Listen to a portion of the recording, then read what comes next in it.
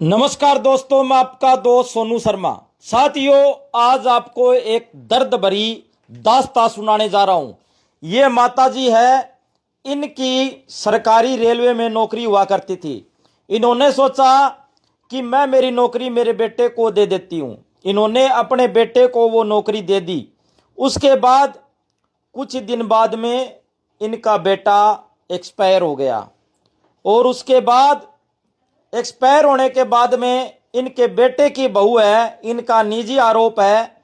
हम आपको पहले ही बता देते हैं, जो इनके आरोप है वो इनके निजी आरोप है। इनका आरोप है कि मेरे बेटे के एक्सपायर होने के बाद में 3 दिन बाद में मेरी बहू है वो घर से चली गई और उसके बाद में मेरे बेटे की जो नौकरी थी वो मेरी बहू को मिल गई।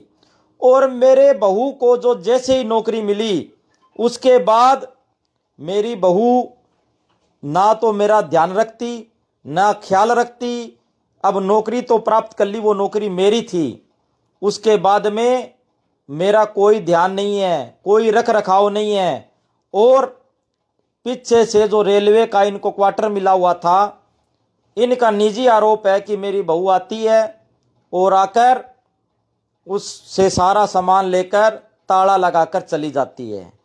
वीडियो को शेयर करें। मेरे पास आई, रोने लगी, माताजी कहने लगी मेरे तो पैर ही काट डाले, क्योंकि मैंने मेरी नौकरी मेरे बेटे को दी, मेरा बेटा एक्सपायर हो गया, मेरे बेटे की नौकरी मेरी बहू को मिल गई। बहू को मेरी देखभाल करनी थी लेकिन बहू ने देखभाल नहीं की।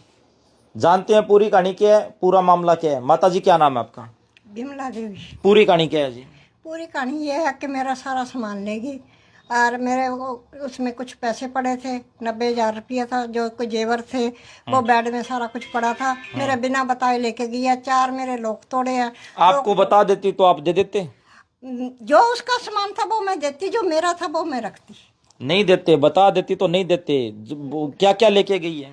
वो एक फ्रिज, बेड और कूलर और पेटी, जो कि मैंने खुद का कूलर खरीदा हुआ था वो भी, और जो कुर्सियाँ सब कुछ लेगी। तो आपकी नौकरी आपके बेटे को मिली, कैसे क्या हुआ?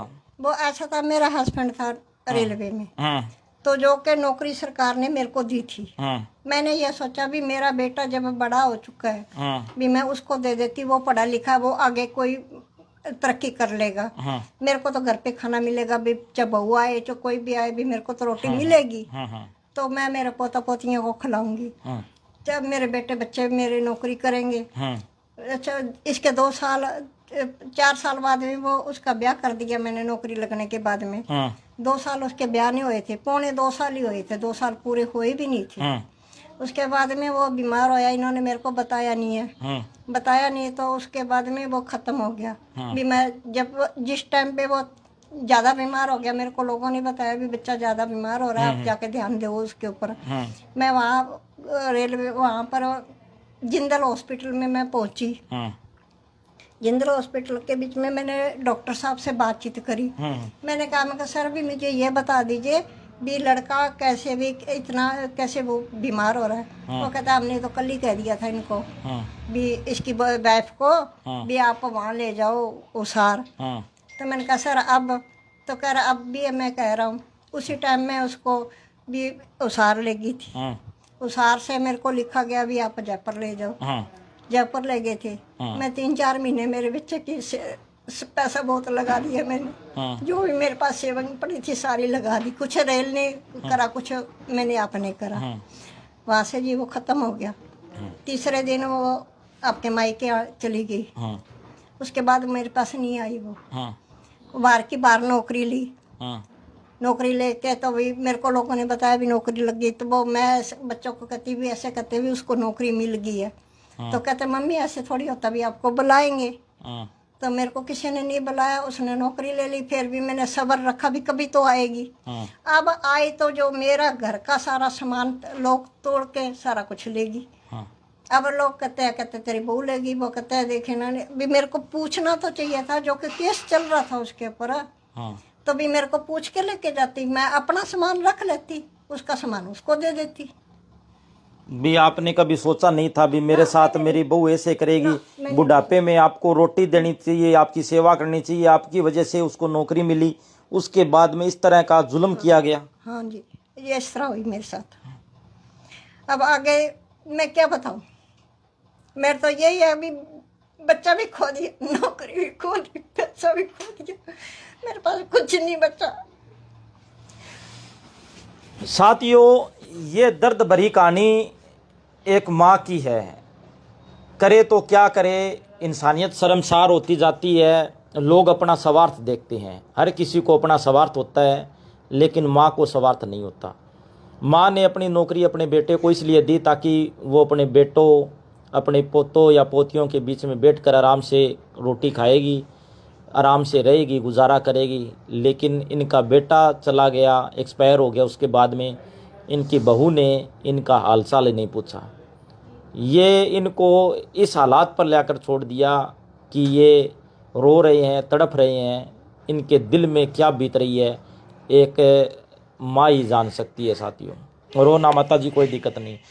तो पुलिस की कार्रवाई आज कल भी मैं पहले रेलवे में गई, जीआरपी के पास, उन्होंने नहीं लिखी। बस चौकी गई, नहीं लिखी गई। उसके बाद फिर मेरे को सिविल लाइन भेज दिया वहाँ, कहते वहाँ लिखे, उन्होंने भी नहीं लिखी। ऐसे कहते भी हम नहीं लिख सकते। सुबह फिर मैं वहाँ गई एफसी ऑफिस, पूछ के उन्होंने फिर अभी इसने क्या कहते हैं, एमसी साहब ने कहा भी वहाँ जाओ, मैं फ़ोन कर देता हूँ। एफसी साहब ने फिर वहाँ पर गोपी राम सैनी ने आपकी पूरी मदद की है। हाँ, इन्होंने पूरी मदद करी है मेरी भी। इनके पास ही आई मैं, और कहीं गए, अब कहाँ जाऊँ, मैं किसी को जानती नहीं हूँ भी। इनको देखना उन्हें, इनको कहा भी, मैंने कहा एमसी साहब भी ऐसे ऐसे करके ये बात होगी, मैं करूँ तो करूँ क्या, मैं नीचे सोऊं क्या है। तो कहने लगे भी ऐसे करो भी, आप वहाँ पर चले जाओ। तो वहाँ पर फिर मैं 2 नंबर में गई, उन्होंने फिर वहाँ फ़ोन करा, फिर आज मेरी एप्लीकेशन लिखी गई है। प्रशासन से गुजारिश है, इस मामले में तुरंत प्रभाव से कार्रवाई की जाए और माता जी को न्याय दिलवाया जाए। माता जी अपना सब कुछ खो बैठी है, अपना बेटा खो बैठी है, अपनी नौकरी खो बैठी है, अपना घर जायदाद सब कुछ खो बैठी है।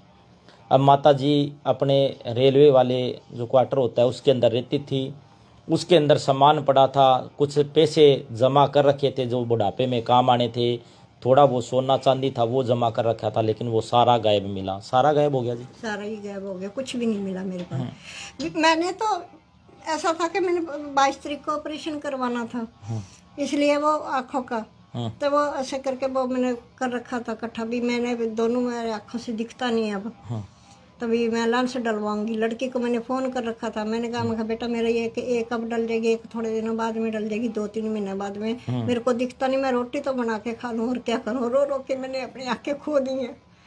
तो वो जो मैं तो आई तो कुछ मेरे को जिसमें मैं रख के गई थी वो सामान ही नहीं है, तो वो मिलेगा कहाँ से मेरे को। तो साथियों, तमाम दुख दर्द माता जी के आपने देखे सुने। इस वीडियो के बारे में आपकी क्या राय है, कमेंट करके हमें ज़रूर बताना। धन्यवाद, शुक्रिया।